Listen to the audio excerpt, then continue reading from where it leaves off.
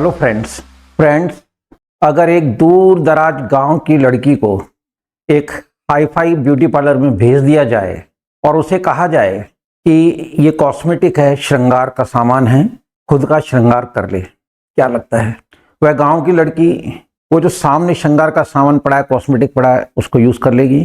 आपके अंदर से आवाज आएगी कभी नहीं, क्योंकि उस लड़की को ये पता नहीं है कि ये जो कॉस्मेटिक है इसका यूज कैसे करना है। उस लड़की के लिए पॉसिबल नहीं है। वो श्रृंगार का जो कॉस्मेटिक उसे देखती रह जाएगी, लेकिन वो खुद का मेकअप नहीं कर पाएगी। Same with the language. और जब हम इंग्लिश लैंग्वेज की बात करते हैं फ्रेंड्स, एग्जैक्ट वही चीज है जो कि एक छोटी सी मैंने एक कहानी सुनाई एक गांव की लड़की की। अगर इंग्लिश की दुनिया में आपको वर्ड्स का नॉलेज नहीं है कि ये वर्ड कहाँ यूज होगा, तो आप ना इंग्लिश बोल सकेंगे ना लिख सकेंगे। Since beginning, I have been advising to all of you, you be strong in sentence construction. Second thing, you must be very rich in the use of vocabulary. तो इसी को लेके एक छोटा सा वीडियो आपके सामने और है। देखिए, हमारे साथ कौन, इन शब्दों की एक विडंबना है। ये कहते हैं हमारे साथ कौन, क्योंकि एक से ज्यादा शब्द की पॉसिबिलिटी हो जाती है, और अगर हमें शब्दों का नॉलेज नहीं है तो फिर अनर्थ हो जाएगा। जिस तरह वो गांव की लड़की है, उसे पता नहीं है, लेकिन अगर वो कोशिश करेगी तो अपने चेहरे पे कौन सी चीज कहाँ लगाएगी, that will be very irrelevant. लोग हंसेंगे उस मेकअप को देख के। तो इंग्लिश की दुनिया में शब्दों का नॉलेज होना जरूरी है। ये इनकी क्या अहमियत है। तो ये जो शब्द आपके सामने ये कह रहे हैं हमारे साथ कौन, तो इनके साथ जो पॉसिबिलिटीज होती है इनके यूज को जानिए। यही चीजें कॉम्पिटिटिव एग्जाम में पूछी जाएंगी। बोलते समय, लिखते समय तो ध्यान रखना ही है। If you want to move very comfortable in the field of English, you must have the knowledge of sentence construction and the use of words. बहुत छोटा सा वीडियो है। ये शब्द आपके सामने हैं: all, anything, some, none, only, any, anybody, much, nothing, little, somebody.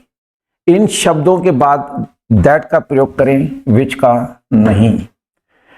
That right है, विच गलत है। पिछली वीडियो में मैंने सुपरलेटिव डिग्री के शब्द की बात करी थी, लेकिन वो अलग से एक चीज थी। वो सुपरलेटिव जो शब्द होता है वो मैंने उस वीडियो के अंदर आपके माइंड में डाला।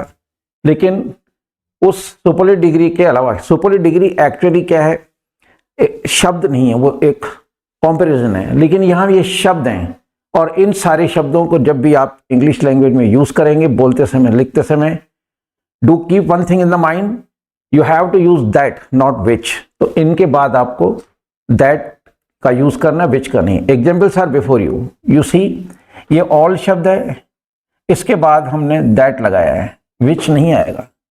All that I could gather from the people is true. मुझे कुछ पता लगाना था, जो लोगों से मैंने पता लगाया कि क्या ये बात सही है, तो मालूम पड़ा कि वो बिल्कुल सच है। तो all that I could gather from the people, all के बाद दैट लगेगा, विच नहीं आएगा। One more example, anything that you like, take. माना एक बच्चा एक फादर के साथ गया, ठीक है, मेले में बहुत सारी चीजें होती है, तो पापा ने कहा anything that you like, take. जो कुछ भी तेरे को पसंद है ले ले। एनीथिंग दैट, ये एनीथिंग देख रहे हैं, यहां भी आपको दैट लगाना है, विच नहीं आएगा। थर्ड एग्जाम्पल देखिए, the only thing that I like is positivity. कहता द ओनली थिंग, केवल वो चीज जिसे मैं पसंद करता हूं वो है पॉजिटिविटी, सकारात्मक सोच। शब्द आ रहा है ओनली, राइट, दैट आ रहा है, विच नहीं आएगा।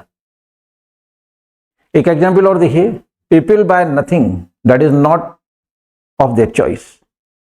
लोग वो चीज नहीं खरीदते जो उनकी पसंद की नहीं होती है। क्या देख रहे हैं आप?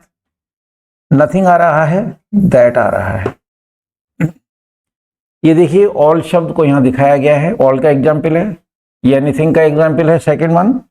थर्ड वन हमारा ओनली का एग्जाम्पल है, फोर्थ वन आपका नथिंग का एग्जाम्पल है। लाइक दिस, जो शब्द आपके सामने, इनका भी जब कभी आप यूज करें, याद रखिए इनके बाद दैट का यूज करें, विच गलत जाएगा। फ्रेंड्स, याद रखिए कि कॉम्पिटिटिव एग्जाम्स में इसी तरह की चीजें पूछी जाती हैं। तो जब तक आपको कॉन्सेप्ट्स क्लियर नहीं है, वर्ड्स का प्रॉपर यूज नहीं है, by then it is not possible to tick on the right answer. तो अगर आपको कॉम्पिटिटिव एग्जाम्स में पर्टिकुलरली और इंग्लिश अच्छी बोलनी है, अच्छा लिखना है, अप टू द मार्क, तो इन वीडियोस को देखते रहिए ताकि आप प्रॉपर जगह वोकैबुलरी को यूज कर पाएं और कॉम्पिटिटिव एग्जाम्स में बिना किसी हिचकिचाहट के आप लोग पेपर क्लियर कर पाएं और अपनी इंग्लिश को बनाए रखें। तो with these words I should say good bye all of you. जय हिंद। डाउनलोड करें इंग्लिश वाले सरदार जी ऐप और सीखें इंग्लिश।